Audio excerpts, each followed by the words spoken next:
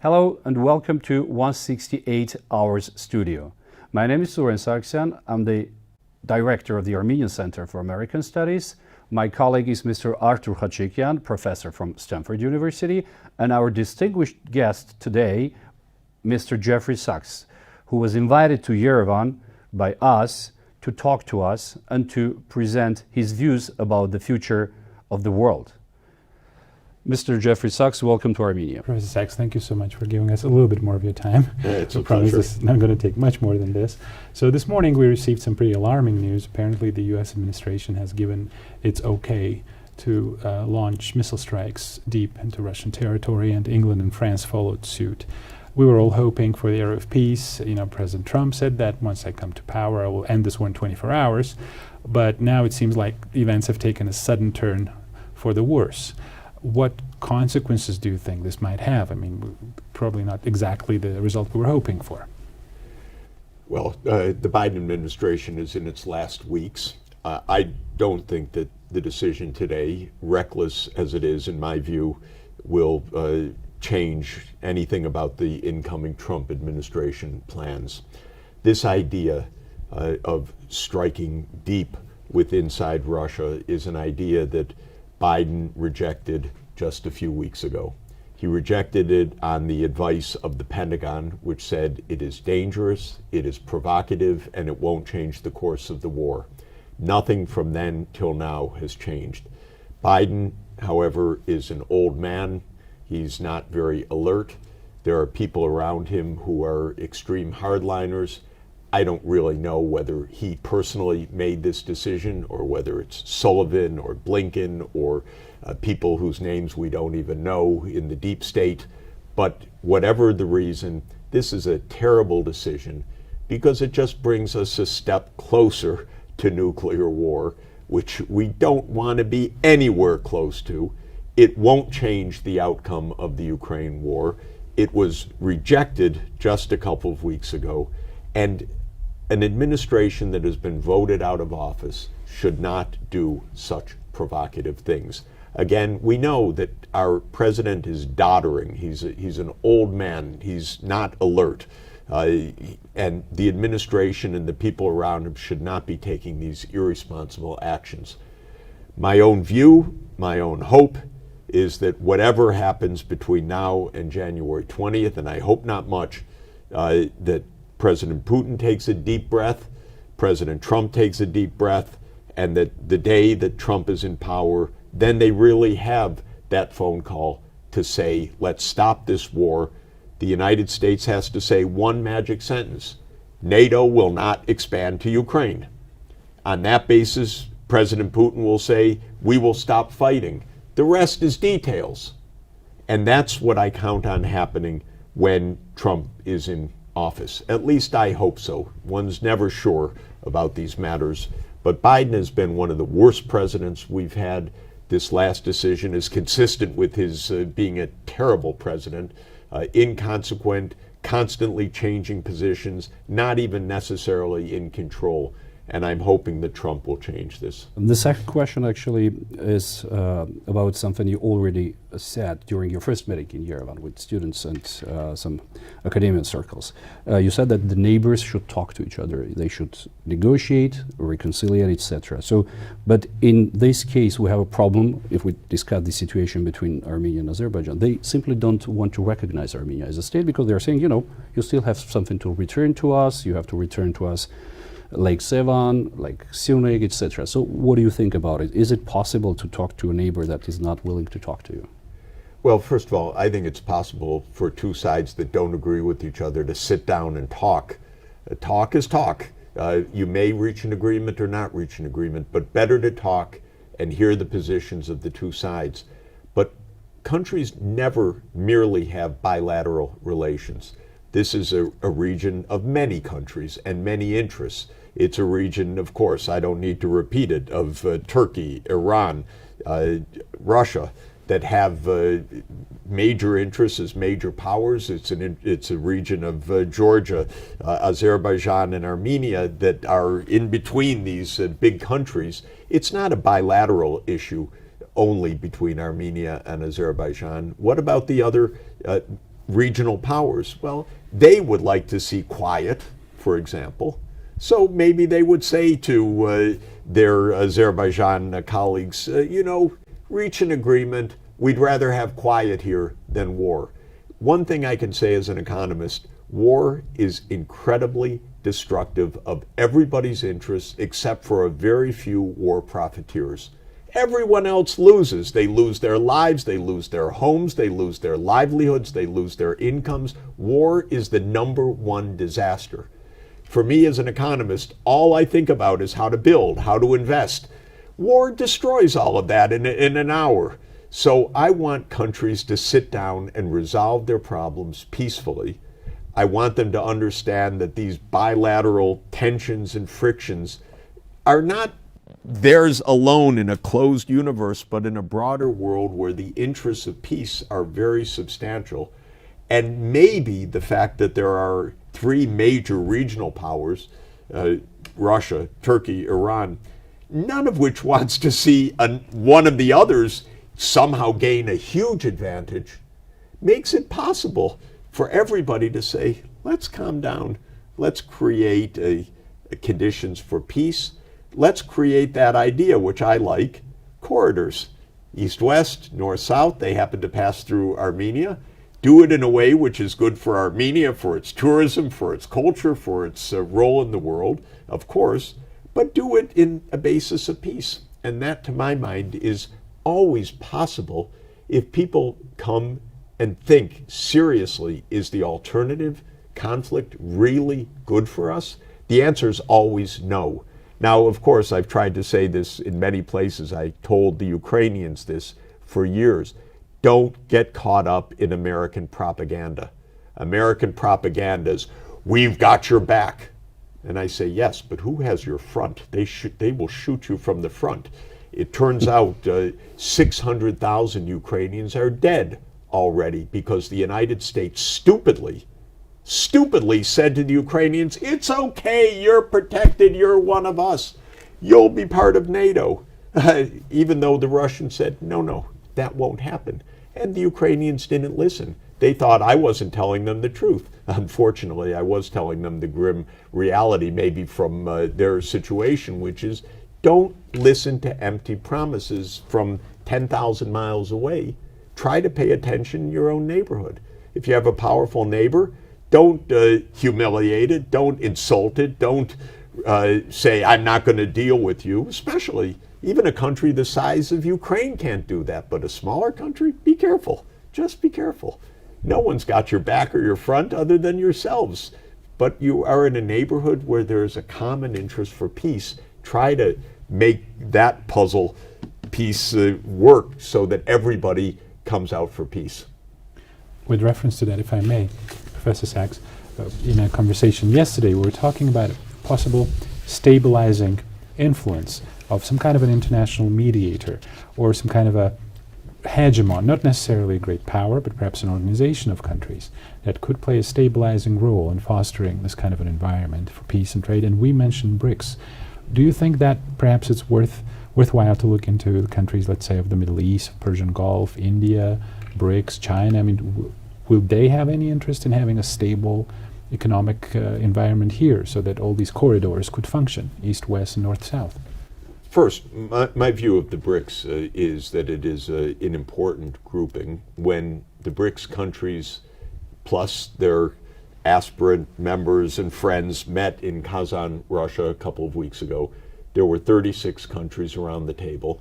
When I added up their populations, it turned out to be 57% of the world population, so it's no small group. Of course it has China, it has India, of course it has Brazil, Russia, South Africa is the beginning 5, but Ethiopia, Egypt, Iran, United Arab Emirates as the next 4, and then dozens more that say we want in as well. So first, it's an important group. Second, it's got 2 unifying themes. One is we want economic development because this is a group of emerging economies by and large. It's not the richest countries in the world, but it is the fastest growing countries in the world. So that's exciting. And China is the biggest market in the world. So this is a very important economic group. The second unifying theme of the BRICS is we don't want to be pushed around by one power. We don't want the United States saying, we determine the rules-based order. No, they said, come on, we want to live under the UN Charter. We want to live in a multipolar world, which I very much believe in. Yes, there are powers. There are some big powers like the US, like Europe, like Russia, like China, like India. But respect each other. Don't say one of them is going to dominate. If one of them tries to dominate, the others will unite in opposition, and moreover, you end up in war. So major powers should learn to get along with each other, not to confront each other. This again is the United States' big mistake. It says, we go where we want. We don't care what Russia says. We go where we want. We don't care what China says. Well, you do that long enough, you end up with wars like the war in Ukraine. So could the BRICS be helpful? Of course it could. First of all, two of the major BRICS countries are Russia and Iran. And Armenia is right in the middle of that. And Russia and Iran want more trade. And Armenia is right in the middle of that. Being an entrepot, being a center between trading regions is a good business, by the way.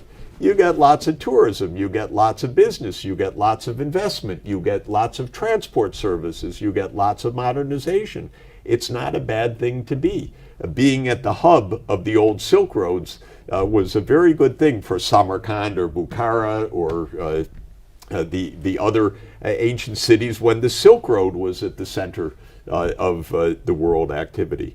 So my view is the BRICS might be not just a good grouping because it's large, significant, and so forth, but it might be directly useful for the South Caucasus region because I could imagine, I'm speaking a little bit loosely, but why not Georgia, Azerbaijan, and Armenia all joining the BRICS? And then because Turkey wants to join the BRICS too. They said, we want to be a member. Then you have a whole region which is together. Its commitment is to connectivity, infrastructure, digital connectivity, and so forth. You become a partner, by the way, of China's very sophisticated high-tech, for example, in 5G telecommunications, where China is the low-cost producer of the most advanced digital communications. There could be huge advantages, in other words, for Armenia in this. Very palpable, direct economic benefits as well as security benefits. I have a question about our good neighbor, Iran. It's very important for us to have stability in that country. What do you think? What's Trump policy towards Iran is going to be? Well, let's start with what Iran's current policy is. Really, for at least the last 10 years, Iran's policy is we want to come out of the diplomatic cold. We want sanctions against us removed. We want to actually reestablish economic relations, not only with our neighborhood, but with the United States and Europe. And Europe said, that's a good idea. And Obama said, that's a good idea. And they negotiated the JCPOA, the Joint Common Program, in which sanctions would be ended and in which Iran would stop its nuclear program. And then, of course, Trump came in and ripped the whole thing up. Not a very good move, and an example of how Trump can be a destabilizing force. Now, what has changed since then? Iran has continued on the diplomatic path. By far, the most significant further advance of Iran is that it is reconciled with Saudi Arabia. Very interesting, by the way, because it was thought in the United States that Saudi Arabia and Iran were mortal enemies, and the U.S. as an empire was always using the old Roman maxim, divide et impera, divide and conquer.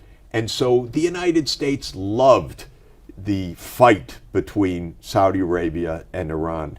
That may sound cynical, but the U.S. loves fights. Because it's an empire, it wants to see neighbors fight with each other. It wants to see, because it's good for the military-industrial complex, and it's good for the United States to come and say, we're your friend, we'll defend you against the enemy. Just let us put a military base there. This is the U.S. game. So the U.S. thought, okay, we can always keep pressure on. We'll side with the Saudis against the evil Iranians. Iran is not evil. Iran wanted normal relations. In comes China, a much more sophisticated foreign policy, by the way. I have to make a comparison. China is 10 times older, and often I think 10 times wiser than the United States of America. So China came in, it didn't see irreconcilable differences between Iran and Saudi Arabia. It sat down with both of them and said, why don't you make peace? What do we have? Just last week, the Crown Prince, Mohammed bin Salman, called Iran our sisterly neighbor in the warmest possible language and said, we defend Iran against threats coming from the United States. So all of this shows Iran has wanted diplomacy. I sat down, I was very fortunate and honored to have a session together with President Pezeshkian, the new president of Iran, when he came to the UN in September. What did I find? The session was all about peace. He speaks in an extremely peaceful manner. It's not a charade. He is a heart surgeon. He said, as a surgeon, my first motive is save the life of the patient. I don't ask, is that patient an enemy or is it a friend? It's my patient. It is my moral responsibility to save the life. And he says, that is my view of Iran and foreign policy as well. I want wars to stop. What does the U.S. do? Yak, yak, yak, Iran, evil, evil, evil. Well, that's just pure propaganda. It's tiring, by the way, to hear just U.S. propaganda all the time. But in any event, Iran wants diplomacy. And China wants to help Iran and Saudi Arabia be good friends. So can you have good relations with Iran? Of course. If you do so, what will the U.S. say? Oh, don't do that, evil country, and so forth. Pure propaganda. They're your neighbor. Make good relations with them. Professor Sachs, you mentioned that Putin and Trump might try to end this war, and I certainly hope that they do. It was a horrific casualty numbers that we're hearing. And the U.S. might promise that NATO would not expand. Well, 2 days ago you were quoting somebody else who was saying that NATO would not expand. 30 years ago, perhaps? Yes. I think it was Hans Dietrich Genscher and James Baker, right? The famous thing, we will not expand 1 inch to the east. And now some people are saying this never happened. So would Putin be wise to believe just a promise, another promise, or do you think there will be some guarantees required or some kind of an agreement signed, formal agreement, guaranteeing the neutrality of Ukraine? But, you know, we had neutral Sweden, we had neutral Finland, they're not neutral anymore. And Austria, from what I understand, there is some sentiment, some people, or maybe it's being stirred up, not to be neutral anymore. So what guarantees would there be? Well, it's very important to understand that World War II never ended with a treaty. And I think the United States was to blame. The reason it never ended with a treaty is that the Soviet Union said, Germany killed 27 million of our people. We want Germany to be disarmed and neutral. And of course, Germany itself was divided into occupation zones as of the end of the war in 1945. The U.S. immediately came to the view in the summer of 1945, well, the next war will be with the Soviet Union. So rather than making a peace agreement to end World War II, the U.S. and the British and the French occupation zones merged, formed the Federal Republic of Germany, and rearmed Germany. and by the way, fact is, put a lot of former Nazis back in charge of leading armaments industries. And a few years later, Germany joined NATO. And this was, of course, for the Soviet Union, both an affront and a threat. And NATO was never viewed as a defensive force. What the Soviet Union viewed NATO as was the next front in a continuing Western war against the Soviet Union. There were periods of détente, for example, with Nixon, interestingly. There were periods of tension, but there was never an end to World War II on the basis of a treaty. When Mikhail Gorbachev said, I want to end the Cold War, and be sure he ended the Cold War, and he ended it peacefully, and this needs to be remembered. It wasn't an American victory. Mikhail Gorbachev said, I want the walls to come down. Of course, Reagan peacefully wanted to do that together with Gorbachev, but this was Gorbachev's initiative. I watched a lot of it firsthand, close up in Central and Eastern Europe as an economic advisor at the heads of governments that were involved in this. There arose immediately the question of German reunification. And in that context, there needed to be an agreement between the West and the Soviet Union for the legal end of the occupation of Germany. So German reunification was a legal event that was essentially the end of World War II. You needed the Soviet assent. And what did the United States and Germany say to the Soviet Union to get that assent? It was not ambiguous. It was not unclear. They said, without any equivocation, we will have German reunification and NATO will not move 1 inch eastward. And those are the words used by U.S. Secretary of State James Baker III directly to Mikhail Gorbachev on February 9th, 1990. And Hans-Dietrich Genscher is on a tape. You can listen. He says, when we say it won't move, we don't just mean within Germany. We mean anywhere to the east. It's so clear. Of course, America cheats. Please understand this. America is a big power. It cheats.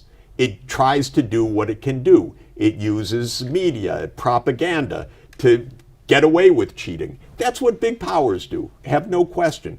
So a few years later, the United States, oh, we never promised that.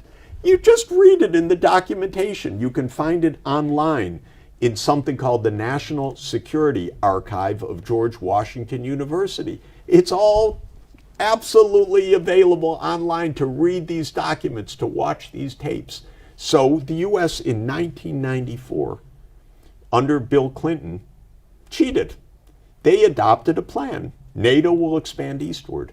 And by the way, not just eastward, maybe 100 kilometers or 300 kilometers, but keep going east, all the way to Ukraine, all the way to Georgia, remember.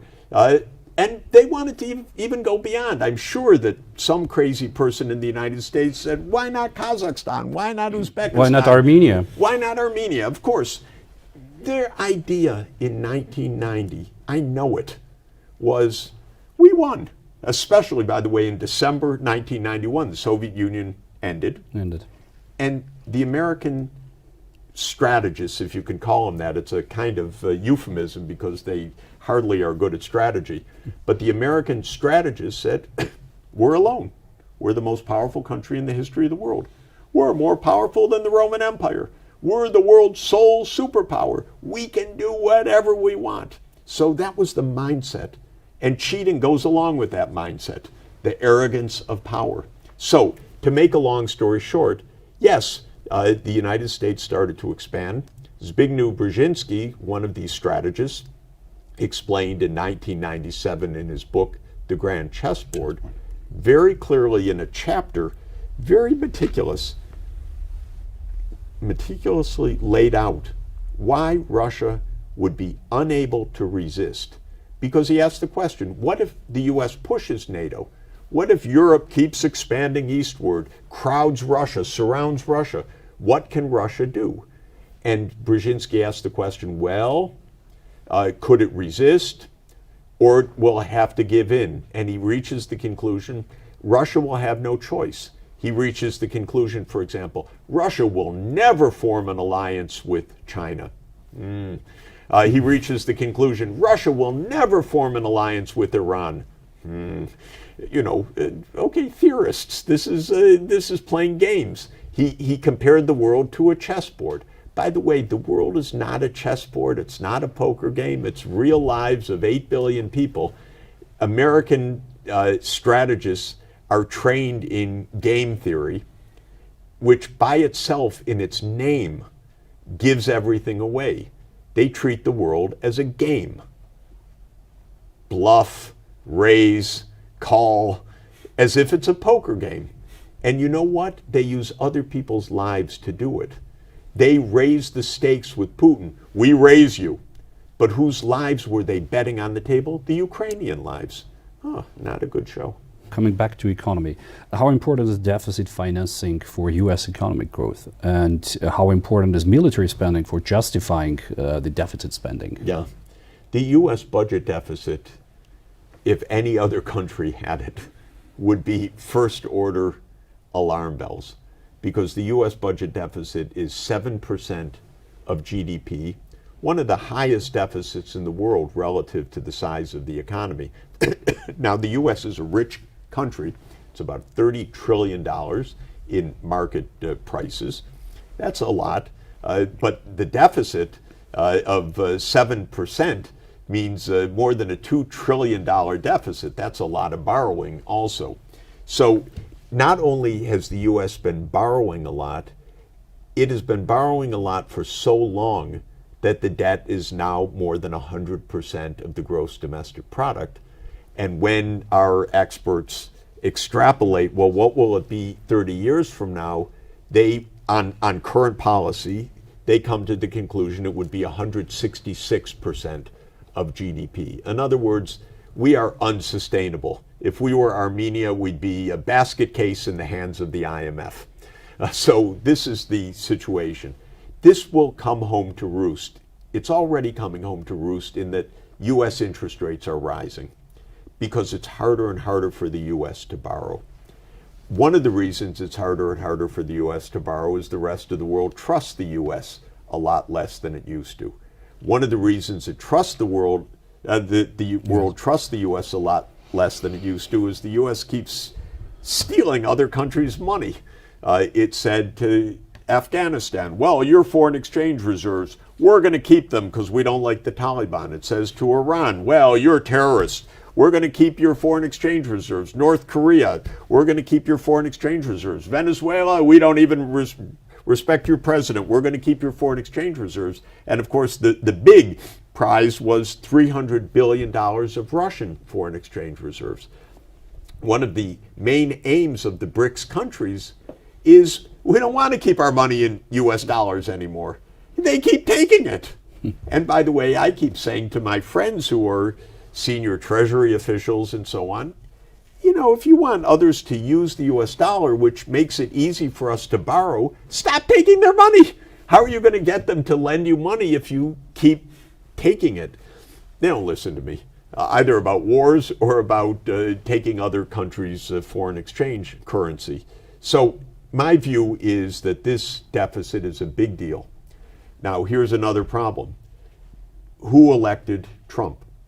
Billionaires. Who was opposing Trump with Harris? Billionaires. When you look at our politics, we, the people, we're like a spectator sport. Who are the billionaires? Well, it's that list on this side, it's that list on this side. We sit back. Who's going to win? I don't know, but it's going to be the billionaires. So what do the billionaires backing Trump want? Tax cuts. What did the billionaires backing Harris want? Tax cuts. What is the election going to produce? Tax cuts. Big surprise. Is it a drama? Of course it's not a drama. Our Congress is corrupt. Our political system is corrupt. It's run by the big boys. It's not run by the little people. So we're going to have more tax cuts. So here comes Trump, elected by a disgruntled voting population, the working class. This is his core. And he's telling the working class, you've been cheated. I'm going to support you.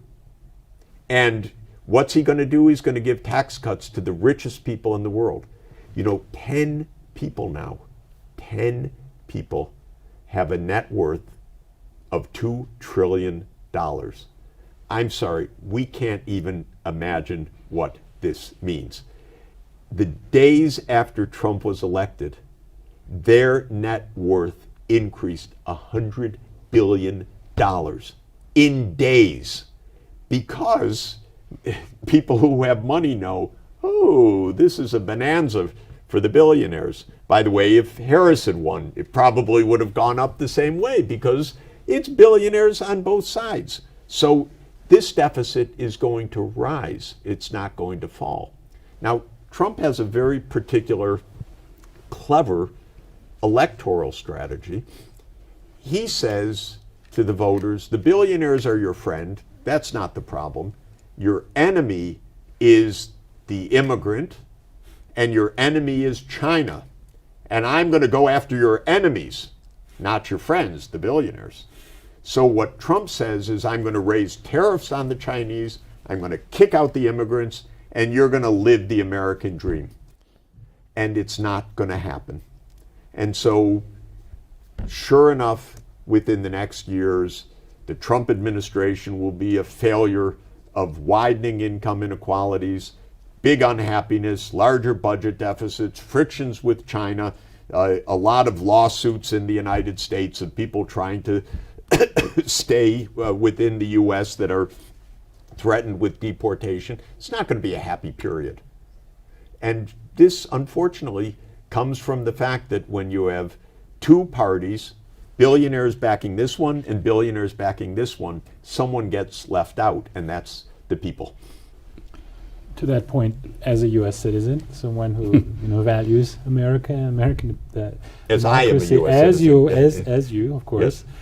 Much more American than I, and someone who cares about all of this. So here we are, arguing what will the policy be like under Democrats, under Republicans. But some of my friends from the U.S. are saying, Arthur, it's one party, it's a union party, Yes. and just like you said, they're all sponsored by, a certain very wealthy social class. Yeah. So in the end, does it really matter if there is this thing called foreign policy elite or deep state or whatever you call it, people who can influence foreign policy no matter who is elected? What I think would be helpful at some point in the future is to look at the whole practice of lobbyism.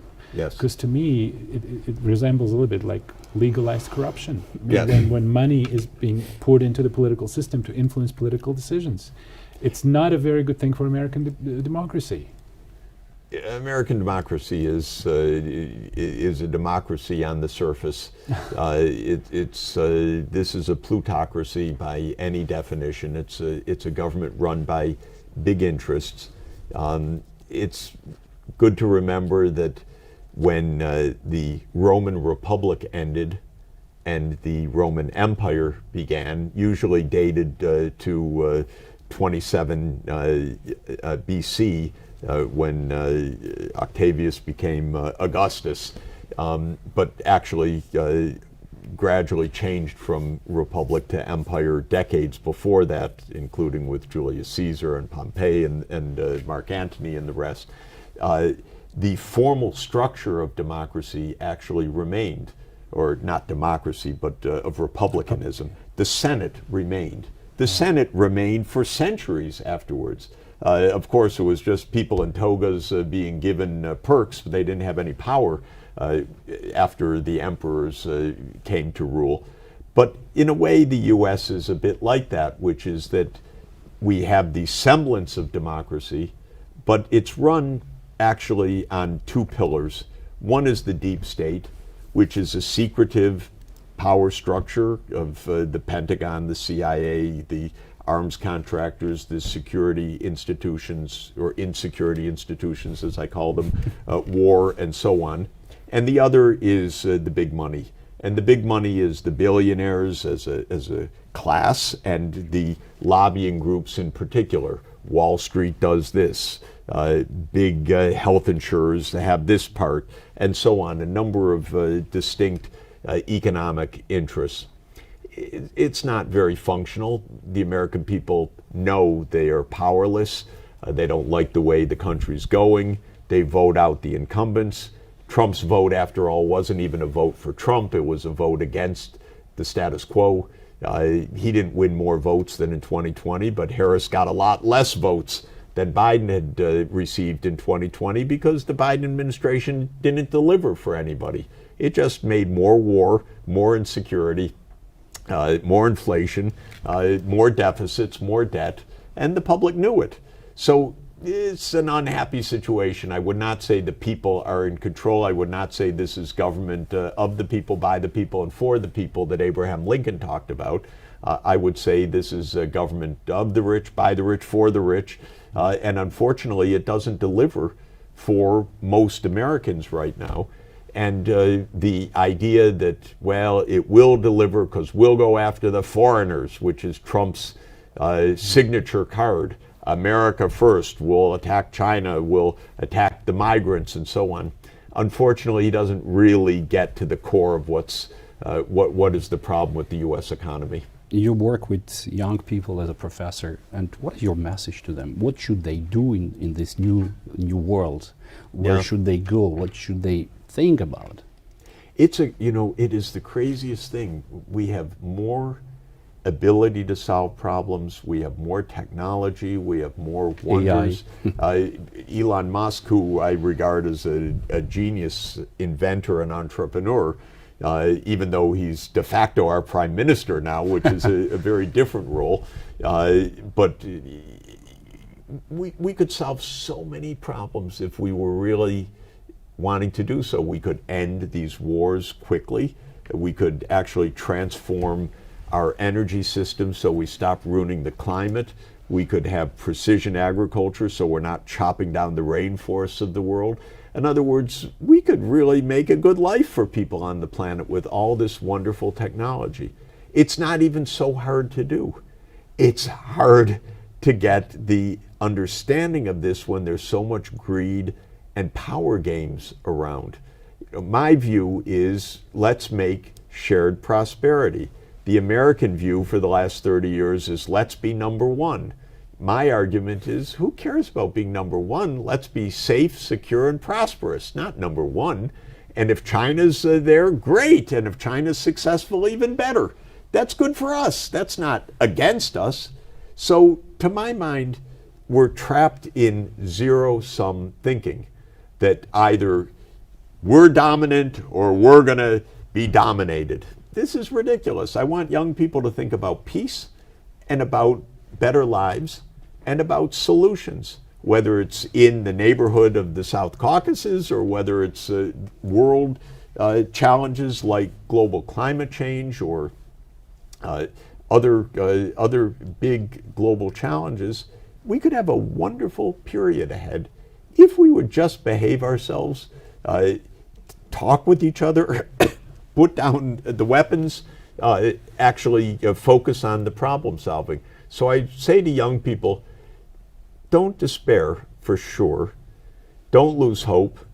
Yes, shake your head at these 70 or 80 or 90-year-old politicians. You know, they really should retire because the world is changing a lot.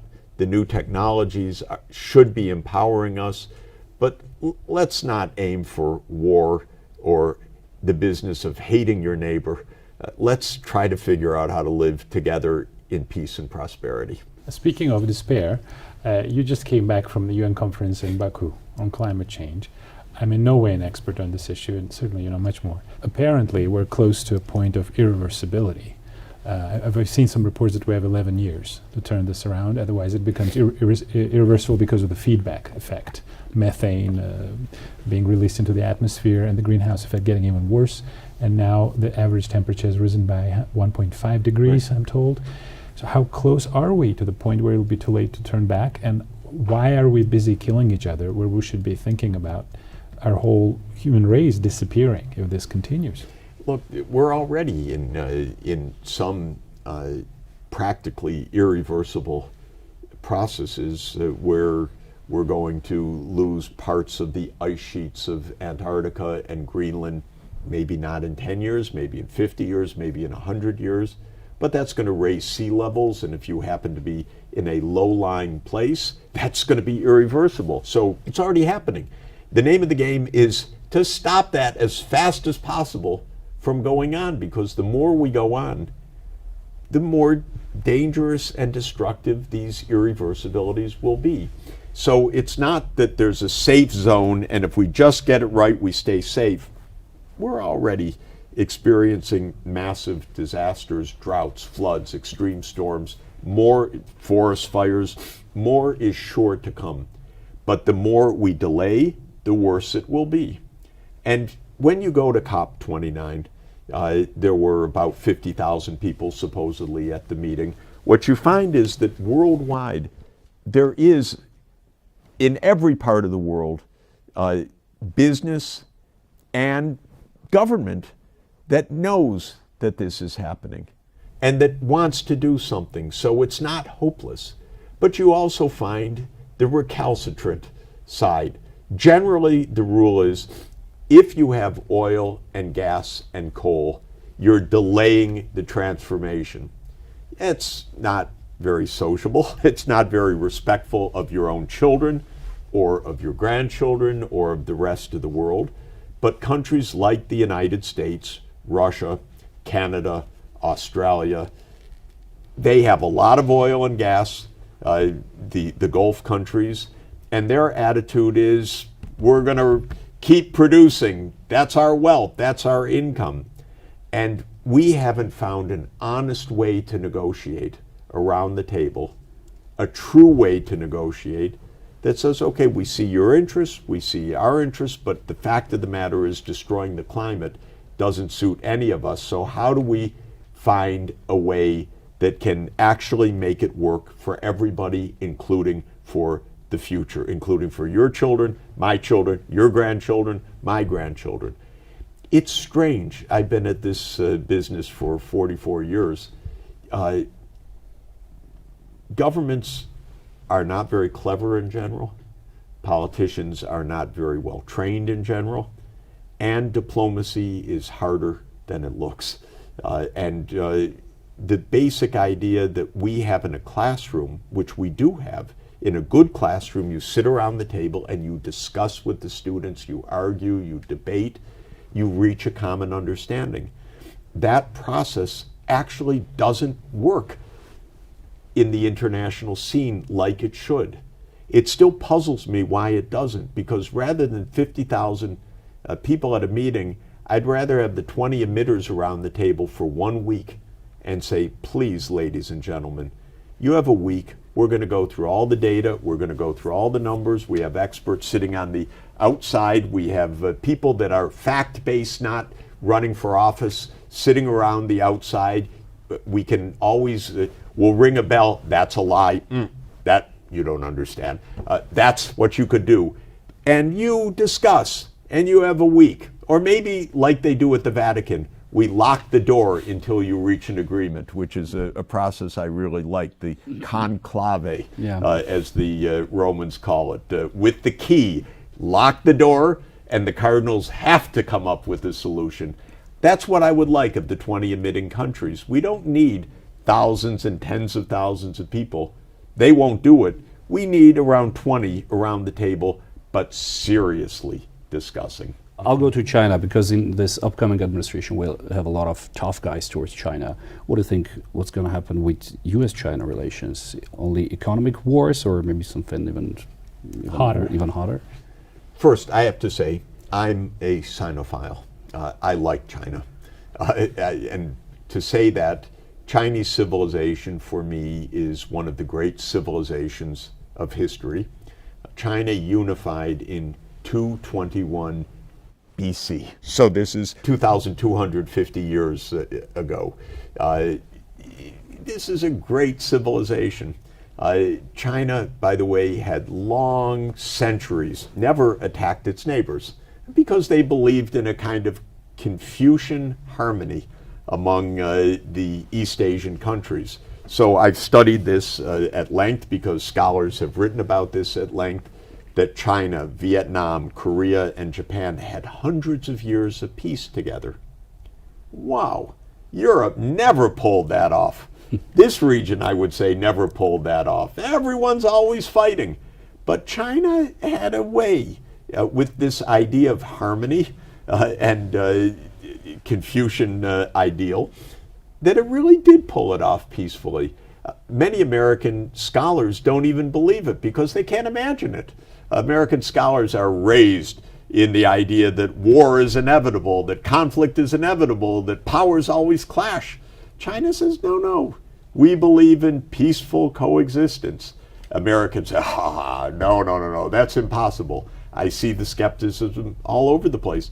But from 1368, which was the beginning of the Ming dynasty, the end of the Mongol dynasty, the beginning of the Ming dynasty, to 1839, which was when Britain invaded China in what's called the First Opium War. For that period of nearly 600 years, there was basically peace in East Asia until Europe started to bother them and destabilize the situation.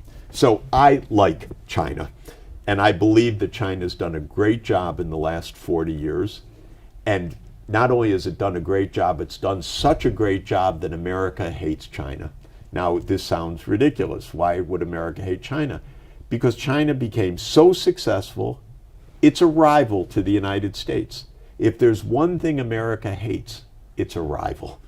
Because America's self-image is, we're number one. We run the world. We're the sole superpower. I say that's ridiculous with all respect, as say as an American. We are 4.1% of the world population. 4.1%. 335 million Americans. China's 1.4 billion people. We're going to run China. We're going to dominate China. We're going to defeat China. Have a brain, I try to tell my American friends. But they want America first because that's what they learned at the end of the Cold War, that we're the world's sole superpower. I believe we have nothing to fear from China. China's going to invade the United States? I don't think so. China's going to upset American democracy? I don't think so. Biden said the world is divided between democracies and autocracies. First, anyone who defines the world as a division is on the wrong track because we're all in this together. This is the first point. But second, even if China's an autocracy, which I think is a little bit of a silly one word to describe China's statecraft, but anyway, even if it were, it's no threat to the United States. And by the way, as I said, it would be nice if we were a real democracy. That's another matter. But the point is, China's not a threat to the American political system. China's not a threat to our security. China can, maybe it's a threat to themselves. I don't think so. I think they're doing a very good job. China's not even a threat to its neighbors, by the way. Because, and I say even, because America says, well, they're militarizing the South China Sea. They're putting military installations on coral reefs and atolls in the South China Sea. But why? Why? Because the United States, in its published doctrine, says we have choke points on China's sea lanes. China trades for its energy and for its food. So China depends for its fundamental security on its sea lanes in the South China Sea and in the Indian Ocean. And the United States, in its naive way, says, yes, but we can choke China trade in the Straits of Malacca. We can choke China trade by holding them behind the first island chain, and many naive ideas. But China is reacting to the U.S. It's not being aggressive and militaristic. It's saying to the U.S., you're surrounding us? Well, we're going to have to defend ourselves. Again, if grown-ups, no, if there are grown-ups, but if they would act like grown-ups and they would discuss with each other rather than point the finger or accuse each other in political campaigns, but really talk to each other, there'd be no conflict between the U.S. and China. Now, one interesting puzzle that I have, the question is, could the U.S. ever get out of its deep state hegemonic mentality? And I have a hope. It's a strange one, but my hope is yes. And the reason is that it's been such a colossal failure that maybe the powerful interests in the United States have come to realize that that idea of 1991, the unipolar world, didn't work out. Now, you come back to my thought that we're really run by billionaires. Think of Elon Musk. Where's his gigafactory? In Shanghai. Does he really want a war with China? I don't think so. Think of the other big billionaire backers of Donald Trump. They're investing heavily in China. Do they really want a war with China? So maybe they're the ones that are going to say to the deep state, why don't you get a different approach? One that protects our money, one that protects our interests, rather than World War III. It's not impossible. Just a short comment, perhaps. I very much share and I welcome your faith, the faith that you place in China. I take it that some of your close friends and some very distinguished professors disagree in a way. Yeah. We know Professor Mearsheimer thinks a little bit differently, being a realist. While, if I may say so, the argument you presented is more of a classic liberal argument. Trade, peace, everybody wins, everybody benefits. Being where we are today, on the brink of a possible nuclear conflict, which some people are saying, when you speak about it, it's Putin's argument, it's Putin's bluff, we're going to call this bluff, which is incredibly dangerous in my opinion. What would it take for the world leaders to reject this model of domination and go back to the model of equilibrium and balance and mutual respect and restraint? Because you were talking about children, thinking about our children's future. I mean, we are now at a point where we have to be very careful, or we will not be able to hold our children anymore, because you can't hold something that's not there. Yeah, I mean, what would it take? I had a recent discussion with John Mearsheimer about these issues, and first of all, he's a very good friend, and he's a wonderful person and a wonderful scholar. And we agree on 2 out of the 3 hotspot zones. We agree on Ukraine, that this war was provoked by the U.S. and has to end. We agree on the Middle East, that this war was provoked by the Israel lobby and it needs to end. We disagree on China. By the way, not because he says China's evil, just because he says that great powers get into conflict with each other. Now, that's called realism in academia, yes. But there are different variants of realism. And one kind of realism says that it is realistic for great powers to be able to find a peaceful accommodation of each other, that's realistic. And there's another kind of realism that is part of our nuclear age. And that realism says that nuclear weapons changed what realism is, because old realism was, well, you had some wars, but that was okay, not the best. It was a reality. But the new realism is we can't afford a war between nuclear powers, because that would end humanity, not to mention the 2 competing powers, so that there can't be a winner in a nuclear scenario. And I take both the idea that realism includes mutual accommodation and the idea that the nuclear age is different from all past history. We have to be all the more careful.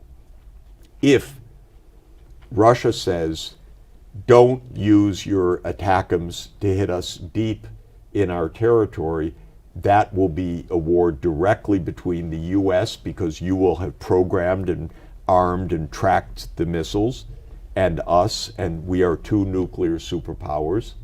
My kind of realism says that's realistic. Take that seriously.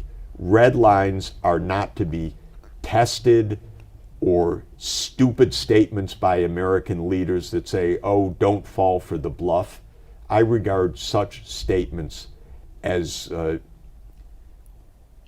profoundly immature profoundly incorrect, profoundly reckless, and profoundly unrealistic. Those are people trained in some classroom in game theory. They are not living real life, and they're not taking my life, but much more importantly, my children and my grandchildren's life seriously. They're playing a game. And they don't even know, well, they use the language of games, bluffs, signals, credibility, deterrence through escalation. These are game theory concepts in the nuclear age that are going to get us all killed 1 hour. By the way, it is going to be 1 hour. 20 minutes. A nuclear war will end the world in about 2 hours, as a recent incredibly searing book by Annie Jacobson called Nuclear War, A Scenario, has laid out second by second. And we've got to do everything to prevent this. So when China says, don't meddle in our affairs with Taiwan, yes, good idea. When Russia says, don't put NATO right up against our borders, very good idea. When the United States says, don't put your military in the Caribbean or in Mexico, very good idea. The big powers should stay a little bit out of the way. It used to be the idea that buffer states or neutral states was a stabilizing approach for the world. At the end of World War II, Sweden, Finland, Austria, Switzerland, as you mentioned, formed a kind of buffer line that separated the Soviet sphere and the American sphere in Western Europe. It worked. It really worked. The idea that now it's so crucial for Sweden and Finland to join NATO, for Ukraine to join NATO, this is completely contrary to that idea. This is the idea that the United States has to press its nose right up against Russia. 2 nuclear powers, each with 6,000 nuclear warheads, as if this is a way that normal, rational people should behave. So my form of realism is, let's survive. That's realism for me. Thank you very much, Professor. And thank you very much for watching this interview with distinguished Professor Jeffrey Sachs. I'm Suren Sargsyan at the studios, Armenian Center for American Studies Director, and my colleague Artur Khachikyan, a professor from Stanford University, and follow us on 168.am on YouTube. Thank you and goodbye.